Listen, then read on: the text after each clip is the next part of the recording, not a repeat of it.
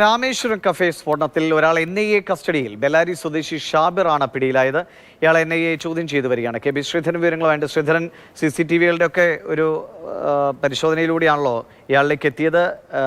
ഉറപ്പിക്കാവുന്ന എന്തെങ്കിലും സൂചനകളുണ്ടോ?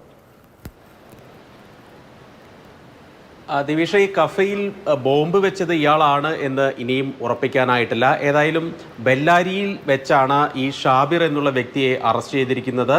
ഈ രാമേശ്വരം കഫേ കേസിന് ബെല്ലാരി IS മൊഡ്യൂൾ കേസുമായി ബന്ധമുണ്ടെന്ന് നേരത്തെ തന്നെ NIA വ്യക്തമാക്കിയിരുന്നു. 2023-ലാണ് സ്ഫോടനം നടത്താൻ പദ്ധതിയിട്ട സംഘത്തെ ബെല്ലാരിയിൽ നിന്ന് NIA സംഘം തന്നെ അന്ന് അറസ്റ്റ് ചെയ്യുന്നത്. അന്ന് വ്യാപക പരിശോധനയൊക്കെ നടന്നിരുന്നു. ഏതായാലും അതുമായി ബന്ധപ്പെട്ട് ഈ ബാംഗ്ലൂരു രാമേശ്വരം കഫേ സ്ഫോടനത്തിന് ബന്ധമുണ്ട് എന്നുള്ള ഒരു നിലപാടിൽ തന്നെയാണ് NIA ഉള്ളത്. ഈ ഷാബിറിന് ഈ കേസുമായി എന്താണ് ബന്ധം എന്നുള്ളത് സംബന്ധിച്ച് ഇനി ശരി, ശ്രീധരനാണ് വിവരങ്ങൾ നൽകി വന്നത്. ബെല്ലാരി സ്വദേശി ഷാബിറാണ് ഇപ്പോൾ പിടിയിലായത്. NIA ചോദ്യം ചെയ്തു വരികയാണ്.